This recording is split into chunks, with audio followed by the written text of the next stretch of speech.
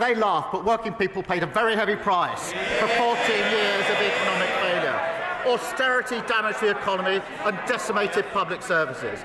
A botched Brexit deal stifled growth, and the reckless borrowing on the mini-budget saw mortgages and the cost of living soar. He's right to raise this issue. We're determined to tackle inequality. He'll be pleased to know that under this government wages are up, but we need to do more. We've had a pay increase for the 3.5 million lowest paid, and the Chancellor will deliver a budget based on Labour values. Kemi Badenoch, Leader of the Opposition. Thank you, Mr. Speaker. And can I associate our side of the House with the remarks the Prime Minister made about James Elliott? Can the Prime Minister tell us why his government is the first government in history to float increasing income tax rates only to then U-turn on it all after the actual budget? Prime Minister. I'll inform you the budget's actually next week rather than after the budget. It's only got 1 week to go. But I can tell her it'll be a Labour budget, Mr. Speaker, with Labour values. That means we will concentrate on cutting NHS waiting lists, cutting debt and cutting the cost of living. And because of the decisions we've already made, inflation is down this morning. The Bank of England have upgraded growth. We've got a record £230 billion of investment into this country under this government. Mr. Speaker, he says the budget is next week, but we read all about it in the papers. This is the first budget to unravel before it's even been delivered. The Chancellor's cluelessness, I'm afraid, is damaging the economy now. The Prime Minister needs to end this shambles. So can he confirm today that he won't break another promise by freezing income tax thresholds? Mr. Speaker, the budget is 1 week today and we will lay out our plans.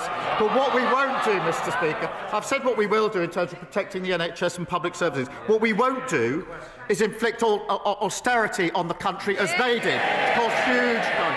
What we won't do is inflict a borrowing spree like Liz Truss did, also inflicted and did huge damage. Mr. Speaker, have they learnt anything? She's apparently got a golden economic rule, I think. So it's a very important rule, this golden rule. That there's this £47 billion of cuts with no detail.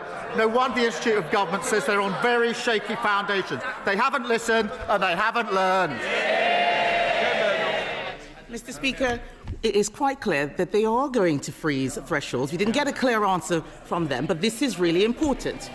Because in her budget speech last year, the Chancellor said, and I quote, "I am keeping every single promise on tax that I made in our manifesto. So there will be no extension of the freeze in income tax and national insurance thresholds." Why was freezing thresholds a breach of the manifesto last year, but it isn't this year? Mr. Speaker, every week she comes along and speculates and distorts. Last year, Mr. Speaker, last year they predicted recession. And what did we get? The fastest growing economy in the G7 in the first half of the year. They opposed NHS investment, and what do we get? 5 million extra appointments in the first year of a Labour government. They tried growing the economy with millions on NHS waiting lists, with our schools crumbling and holes in our road. It didn't work. What do they want to do now? Go back to the same failed experiment. Mr. Speaker, he talks about speculation. The only people who've been speculating are his government every single day for the last 3 months. And he mentioned inflation in his last answer. Inflation has nearly doubled since they came into office. He wants a round of applause because it's come down a little bit. I will remind him that food inflation is up 4.9%. That is making life miserable for all of those people out there. But let's go back to thresholds, because this is important. When the Chancellor made that promise to unfreeze the thresholds, it wasn't an off-the-cuff comment. She said it on the floor of this House in her budget speech. That was a deliberate statement of government policy. So if she breaks such a clear promise, how can the public trust a word that she says next week? Mr. Speaker, she talks about inflation. It went to 11% on that. 11%. And the country is still paying the price. Inflation is down this morning, wages are up, and we've had 5 interest rate cuts, and that's because our fiscal rules are ironclad. And the Leader of the Opposition and the party officers have no credibility on the economy. She was Treasury Minister during the worst decline in living standards on record. And she said that Liz Truss got the mini-budget 100% right. Not much room for flexibility there. 100%, that's pretty full marks, Mr Speaker. She might want to tell us if that's still her position, 100% right for Liz Truss. Mr Speaker, I was Treasury Minister at the height of the pandemic. We cleaned up that mess. Maybe he could clean up some of his own mess. And I'm going to repeat what the Chancellor said, because it's quite clear that the whole front bench has forgotten. She said, "I have come to the conclusion that extending the threshold freeze would hurt working people. It would take more money out of their pay slips, and yet that's what they're planning to do next week." And all of this speculation is having real-world consequences.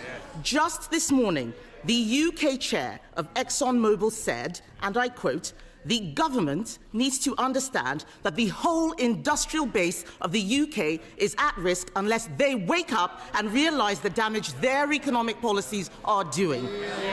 Mr Speaker, can the Prime Minister tell us, is the loss of UK industry the price the country has to pay for having a clueless Chancellor? Mr Speaker, let me just say about ExxonMobil, it is a difficult time for the workforce there, and we must focus on supporting them. We've been meeting the company for over 6 months and explored every possible reasonable avenue. They've been facing losses for the last 5 years. It's best to do the detail before you chunter. And they're currently losing £1 million a week. But she talks about policy and approach. On energy policy, she follows reform. On the European Convention, she follows the man who wants her job. And when her shadow minister said we should deport people lawfully here to achieve cultural coherence, she pretended that it didn't happen. I could go on. She was the Trade Secretary that didn't sign any trade deals. Cheerleader for the mini-budget, cheerleader for open borders, and when they were crashing the economy, botching Brexit and running down the NHS, she was right at the centre. She hasn't got an ounce of credibility. Mr Speaker, on energy policy, what we are doing is listening to industry. What happened, I had a round table. Ms Slinger, please. We don't want to have to sling you out. Mr Speaker, just this morning, we heard from the chair of one of our largest energy companies. Last week, I had a round table with energy companies, and what they had to say about this Prime Minister and his energy secretary is unprintable. They are absolutely furious. Our oil and gas industry is dying, and he's standing there saying he had meetings. People out there are struggling, Mr Speaker. The budget chaos is causing real anxiety. People aren't buying houses, businesses aren't hiring, and they are cancelling investment decisions.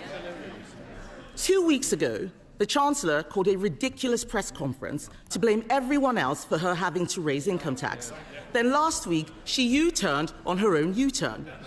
Instead, we can see they're planning to freeze income tax thresholds, something she said last year would be a breach of their manifesto. They are making it up as they go along.